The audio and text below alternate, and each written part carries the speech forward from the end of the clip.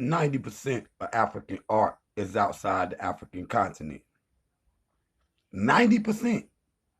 It's in places like France, Portugal, Germany, Belgium, the US, England. You see what I'm saying? It's in all different places. So what we talk about today is cultural diplomacy. You see what I'm saying? They call it cultural diplomacy. Now, when we was talking about the other day, the scramble for Africa, the Berlin Conference, 1885, 1914. Almost 90% of Africa was controlled by European powers. You see what I'm saying? But they just not, you know, taking land and resources. They also taking the art of Africa. You see what I'm saying? Museums.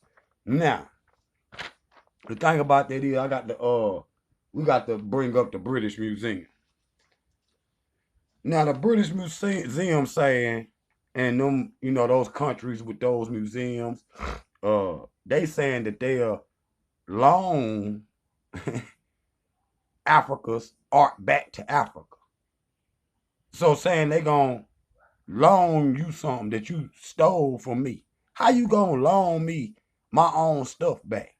You see what I'm saying? Just like the crowns that they got in the British Museum for Ethiopia. You see, they say that's called cultural diplomacy. That's gonna be a loan. So they're gonna have to pay for their own stuff back. And then, you know, like in Benin, they sent some cast iron molds back to Benin, but they still got the real true art. Ain't no power. See, we want them back because it's energy coming up off of that. And it's information in those artworks. You see what I'm saying? That's why we need those back, family. You see what I'm saying? But they call that, you know, spoils of war. When you go into a country and those are trophy cases. Those museums are trophy cases. You see what I'm saying? And so when you invade a country, see, and that's how they can have one up on the country when you got that cultural diplomacy, because you own the artwork of the people that can teach the people who they are. You see what I'm saying? That's without see Africa's oral history. That's why it's a lot of artwork in Africa, you know, and they say those artifacts are priceless. You see what I'm saying? Now, Wallace Budge, right?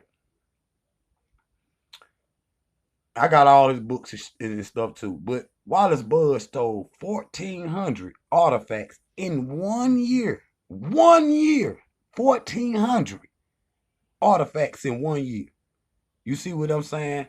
Now the British Museum sent him over there to steal those artifacts. You see what I'm saying? So this art smuggling in Europe is a big thing to this day. Now Zahi Hawass, who was the curator of the Cairo Museum, got caught art smuggling.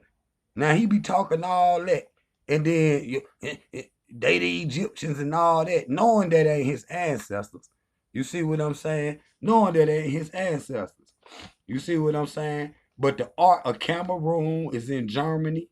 The art of Zimbabwe is in Britain.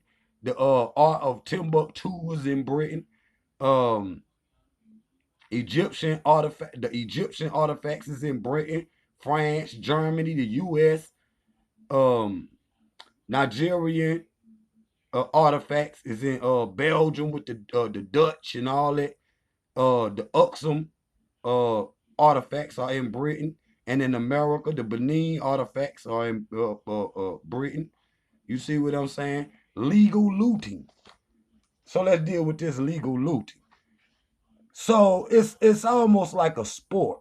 You see what I'm saying? And long as you can make it out the country with those artifacts, because see, when you look at some of this, they'll take, you know, you know, bus that's just, you know, a tourist gift. You see what I'm saying? A tourist gift, and they'll hollow it out, and, you know, put something real inside of it, put the putty back on it, and mail it home. You see what I'm saying? Or they'll, you know, if it's something real expensive and real precious, they'll keep it on their purse and just, you know, and it look like something that they bought in a little art store that ain't really worth nothing. You see what I'm saying? But in the inside of it, you see what I'm saying? they got a real artifact, and they can, they don't.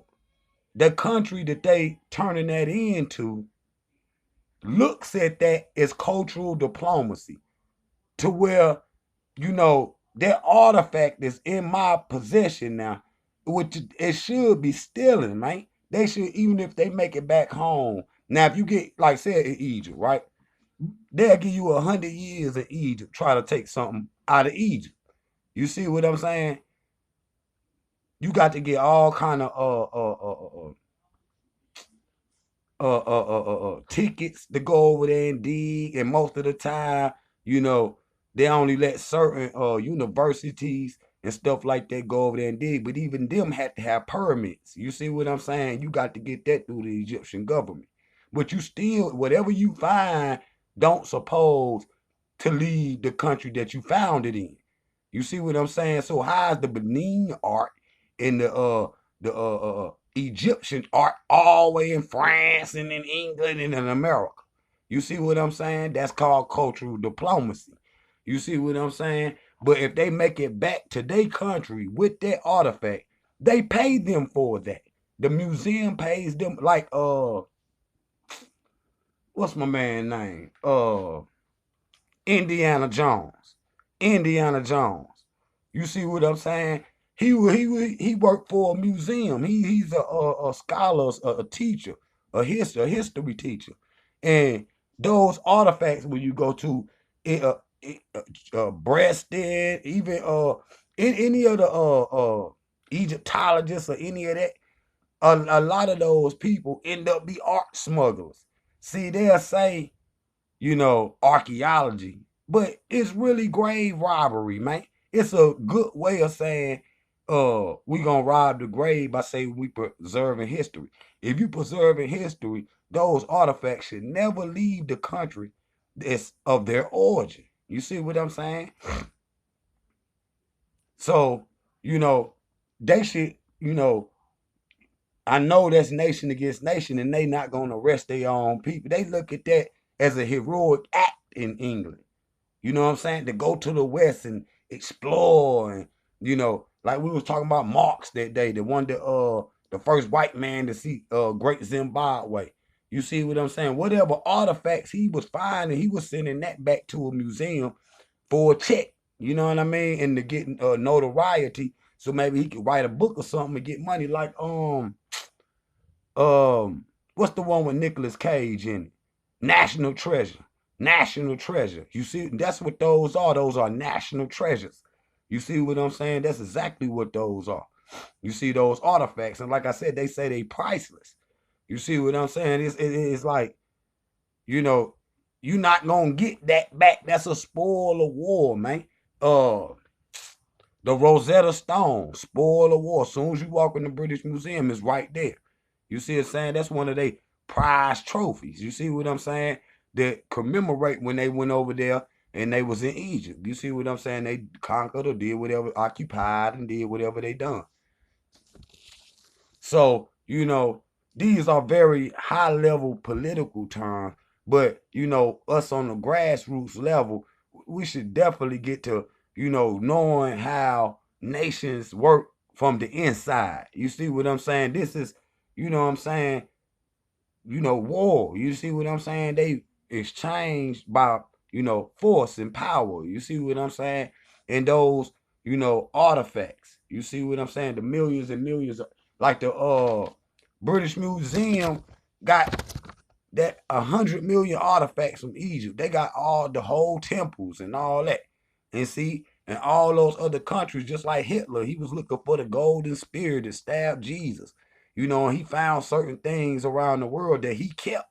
You see what I'm saying? And some of it ain't never been found, but people still looking for, like a treasure hunt. You see what I'm saying? And these countries, these are symbols of power. Like we went and conquered and took this from them. That's how that works. So, Jah Power family, y'all like, subscribe, share. Coming right back.